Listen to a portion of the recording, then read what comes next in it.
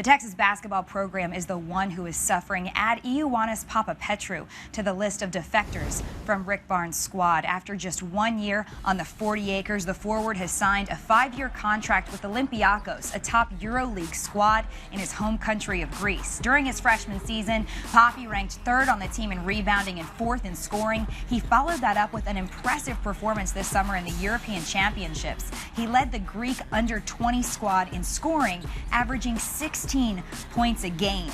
Coach Barnes had this to say about the versatile player's decision to go pro. Quote, "We need to be happy for Papi and his family, and all of us wish him the best. There is no question that Papi wanted to be here at the University of Texas. And it was going to take something very significant for him not to be here, and that's exactly what happened. The professional team in Greece approached Papi and his family again this week before he was set to leave to come back to campus, and the team basically created a contract that catered exactly to his needs and the wishes of his family.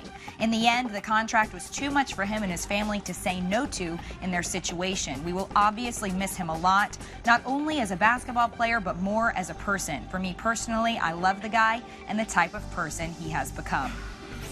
With Papapetrou leaving the program, the Longhorns will now be without each of their top 4 scorers from last season. All 4 were underclassmen last year. Mike Kabongo declared for the draft but went unselected. Sheldon McClellan transferred to the University of Miami, and Julian Lewis opted to go to Fresno State. The leading returning scorer for the Horns is now Javon Felix at 6.8 points per game. And we welcome in ESPN college basketball insider Andy Katz to help us get a handle on the state of the Texas basketball program. Andy, less than a month ago, when some reports started to surface that European teams were interested in Papi, Rick Barnes was quoted as saying he would definitely be back. What kind of an impact does Papi's departure have on this Texas basketball team? Well, it has a significant impact for a number of reasons. One, it happens in late August, so you can't recover from this. You cannot get a replacement for him. So on that regard, it's a significant blow.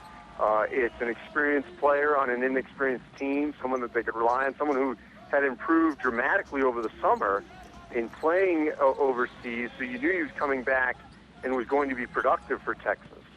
And lastly, it is someone who was well-liked in the locker room, around campus, and so it's losing another sort of valuable asset to that program at this juncture.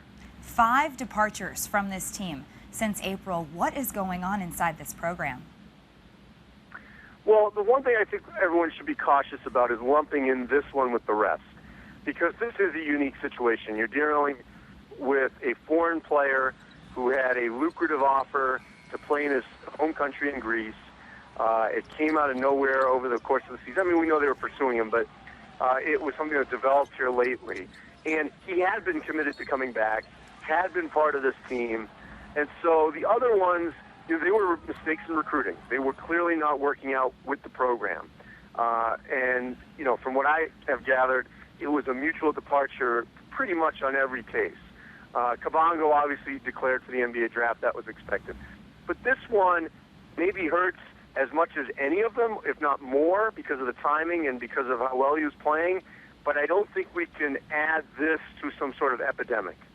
Rick Barnes was seemingly under pressure before last season even ended, when his team didn't make the NCAA tournament for the first time in his 15-year tenure at Texas. Given everything that's happened in the offseason, how much pressure do you think he's under now? Well, I guess I can't tell you, you know, what the administration thinks. I will say that I'll be surprised if they were to make a move, because, you know, it is one season where they didn't make the tournament. They've been there, I think, 14 straight seasons before that. And the expectations are low with this team. So if they exceed them and show progress, then I think you'll be fine. But, you know, it's hard for me to judge, to say at this juncture in late August, you know, whether or not he's in trouble, you know, when an issue like this one especially was out of his control. As you say, expectations are certainly not high for this next season, but what is a reasonable measure of success for this team this next season?